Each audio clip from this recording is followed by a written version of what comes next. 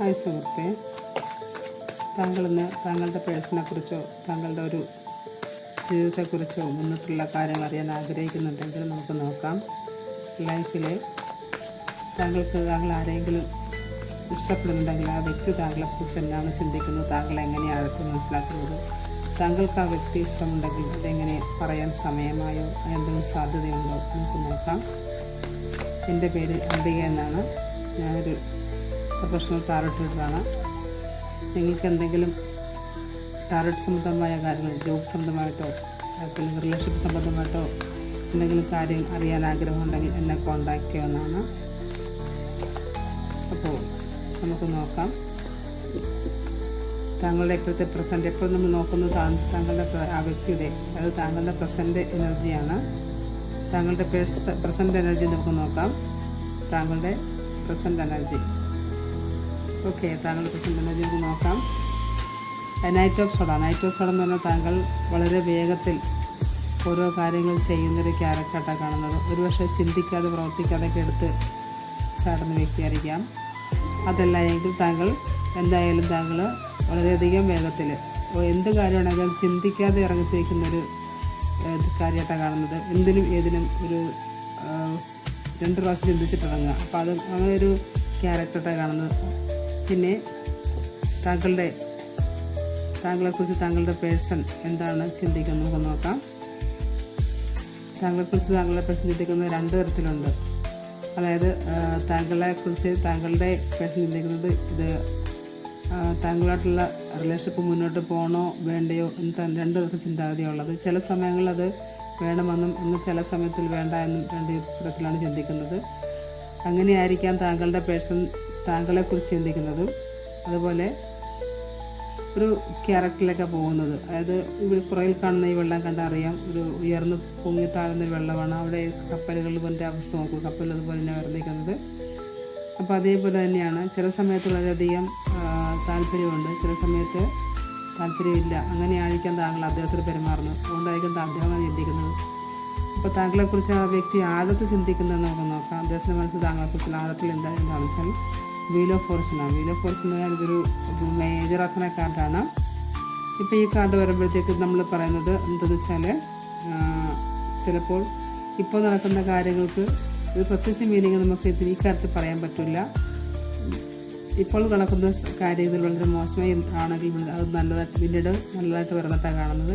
എന്തായാലും ഈ നമ്മളിപ്പോൾ ചോദിച്ച ചോദ്യത്തിനുള്ള ഉത്തരം ഇത് വന്നാൽ നമുക്ക് കറക്റ്റായിട്ട് പറയാൻ പറ്റാത്തതുകൊണ്ട് നമുക്ക് അതിന് വേറൊരു കാർഡെടുത്ത് അതിനോട് ചേർത്ത് വെക്കാവുന്നതാണ്. അതായത് താങ്കളുടെ പ്രശ്നം താങ്കളെക്കുറിച്ച് യൂണിവേഴ്സിൽ വിട്ടുകൊടുത്തേക്കുന്നതായിട്ടാണ് കാണുന്നത്.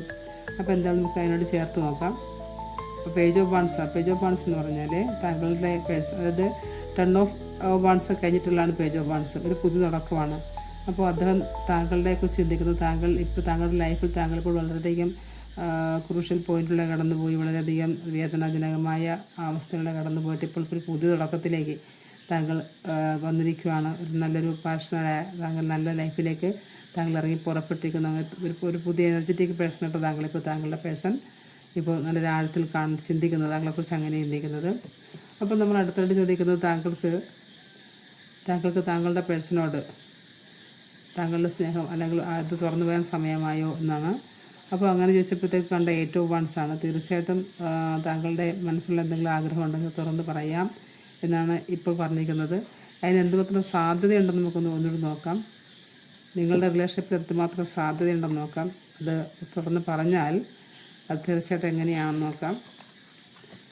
കിങ് ഓഫ് പെൻറ്റാക്കിൾസ് ആണ്. തീർച്ചയായിട്ടും നല്ല സാധ്യതയുള്ള ഒരു ബന്ധമാണ് വരുന്നത്.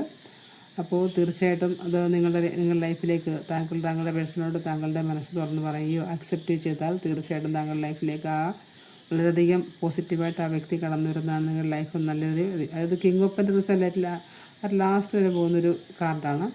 അപ്പോൾ തീർച്ചയായിട്ടും ഇതേ ഒരു പൊസിഷനിൽ സാമ്പത്തികമായിട്ട് വളരെ നല്ല രീതിയിൽ എത്തിച്ചേരാൻ സാധിക്കുകയും നല്ലൊരു ലൈഫിലേക്ക് പോകാൻ സാധിക്കുകയും ചെയ്യുന്നതാണ്. അപ്പോൾ താങ്കൾക്ക് തീർച്ചയായിട്ടും താങ്കളുടെ പേഴ്സണോടുള്ള താല്പര്യം എന്താണെന്ന് തുറന്ന് പറയാം. അത് അങ്ങേയറ്റം വളരെ മനോഹരമായിട്ട് പോകുന്നതാണ്. അതേപോലെ തന്നെ നിങ്ങളുടെ ലൈഫിൻ്റെ ഔട്ട്കം എന്തായിരിക്കും നമുക്ക് നോക്കാം. എന്തായിരിക്കും ലൈഫിൻ്റെ ഔട്ട്കം എന്ന് നമുക്ക് നോക്കാം.